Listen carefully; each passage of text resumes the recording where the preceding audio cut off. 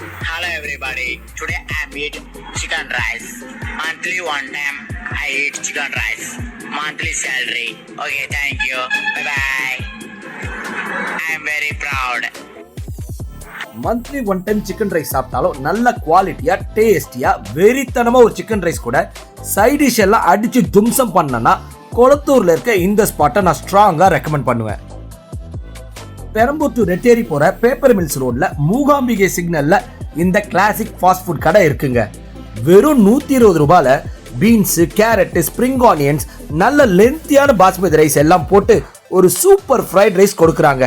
Side டிஷ்ஷும் அதே 120 ரூபாய் தான். குவான்டிட்டியும் ஒரு ஆள் தாராளமா சாப்பிட்ற அளவுக்கு தராங்க.